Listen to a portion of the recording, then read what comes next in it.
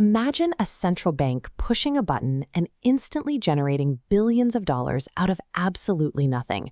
It sounds completely illegal, but this is not some fringe internet theory.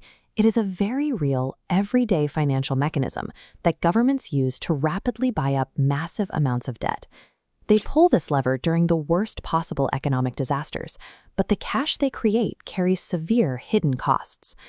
To understand how modern financial meltdowns are halted before they wipe out the entire system, you have to understand how this magic button actually works. Take the 2008 global financial crisis. The collapse of the subprime mortgage market triggered a massive wave of defaults. The ensuing panic completely paralyzed traditional commercial lenders, as well as the unregulated shadow banking system. Credit evaporated overnight. Major financial institutions suddenly could not obtain the basic daily funding they needed just to keep their doors open. To stop the bleeding, the Federal Reserve stepped in. This chart tracks their primary weapon, target interest rates.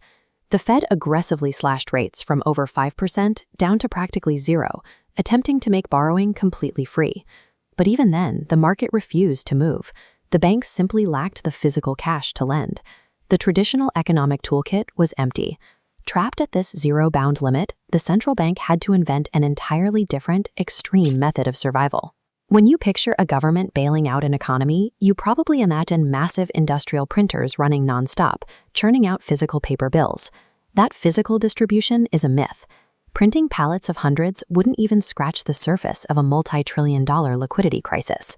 Instead, they rely on a process called quantitative easing, or QE. This is a coordinated maneuver where central banks provide emergency, spendable cash to struggling financial systems. A modern bailout doesn't involve ink and paper. It happens deep inside the digital architecture of the global banking network. First, the central bank logs into its own computer systems and types new balances into existence. They deliberately engineer new digital capital on their own ledgers. Here is where that digital money goes. The central bank deploys its newly typed capital to purchase enormous blocks of illiquid government securities from private banks. By absorbing those massive assets, it forcefully injects cash back into struggling financial institutions. Quantitative easing operates exactly like a financial defibrillator. It delivers an immense, heavy shock of artificial capital directly into a dormant market, violently forcing the banking system to start circulating money again. The shock works. It brings the global economy back from the brink, guaranteeing the financial world stays open, even if it's purely on artificial life support. There is no denying that the aggressive intervention succeeds. It quickly stabilizes the global markets and lays the groundwork for an economic recovery. But injecting trillions of artificial dollars into a closed system carries a steep price.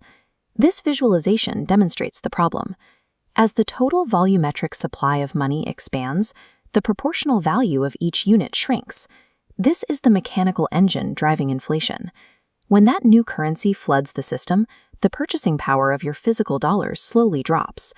The macroeconomic salvation of massive commercial banks is quietly paid for by the slow burn erosion of the everyday consumer's buying power. Then there is the secondary cost. Keeping the financial system propped up requires maintaining artificially low interest rates for years on end. This prolonged era of extremely cheap debt encourages reckless borrowing, creating massive vulnerabilities throughout the entire financial ecosystem. Quantitative easing is an emergency survival tactic. It is a temporary hold, not a genuine cure for the underlying economic disease. It rescues the economy today by passing the hidden bill to everyday people tomorrow. The financial defibrillator works, but you have to ask yourself, are the long-term consequences worth the shock?